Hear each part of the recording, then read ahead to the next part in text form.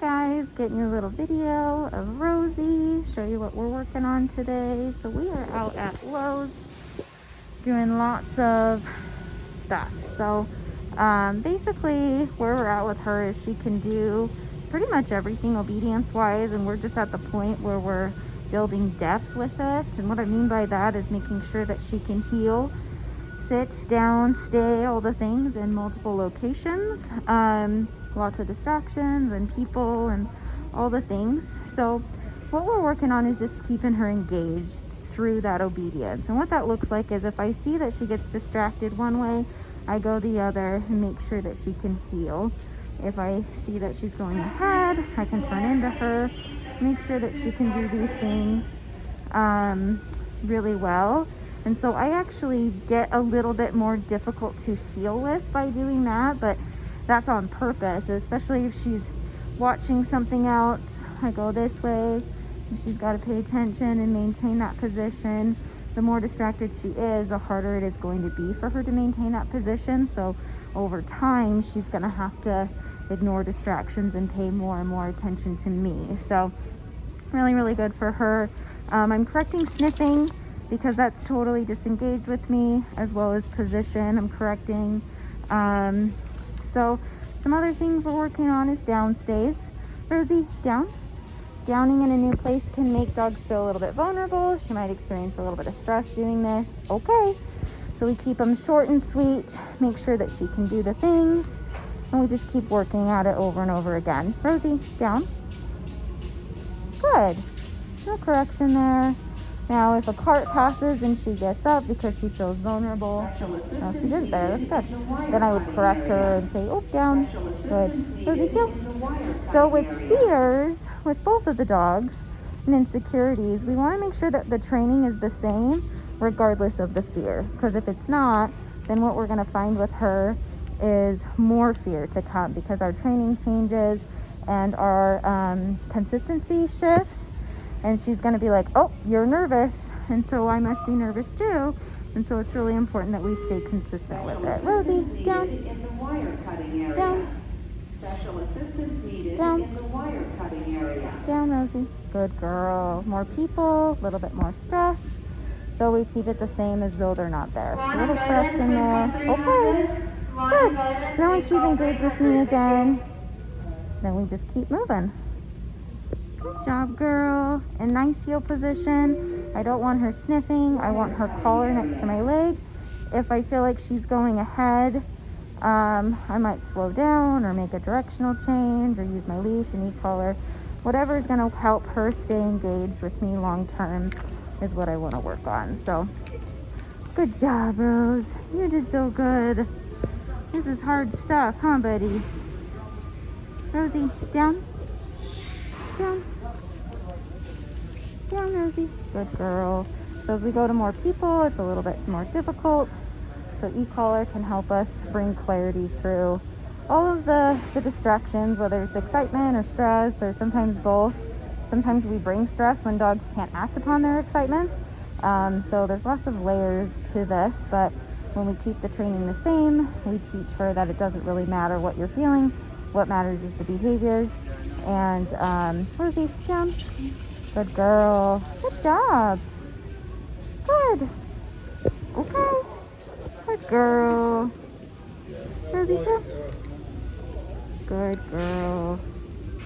Really, really good stuff for her. Good job, buddy. All right, it's Duke's turn. He's doing really well, actually. So a little bit overwhelmed coming in, but I would honestly be surprised if he wasn't overwhelmed.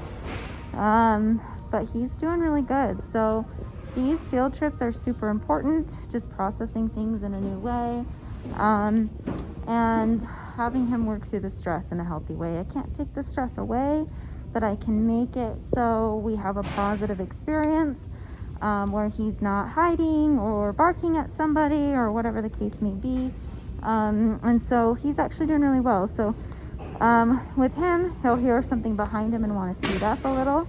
So that's the main thing we're working on, is he's like, oh, they're behind me. So you did use a little e-collar and slowed him down with the leash. That's normal with fear. If something's behind you and it feels really threatening, you're going to want to speed up. And so what we're working on is changing behaviors when he feels fear. So when he feels fear, I want him to look to us for direction and not take initiative by running away or showing aggression or something like that. So some other things we're working on are downstays. Duke, down. Good. He's doing really good with the downstays. He feels vulnerable, but he's doing it. I'm not having to correct too much on the downstays as people walk by. Duke, heel. This just allows him to process things. Good job, big guy. Very nice. Rocking it. So I do think it's important to stay positive with him. I'm not really catering or playing into the fear. Like, catering or playing to the fear would be like I pick him up or I pet him when he's stressed. But I do think keeping things lighthearted and having a good attitude, these dogs really do feel that. Especially when you have that type of bonded relationship with them where they're like, hey, you're my person.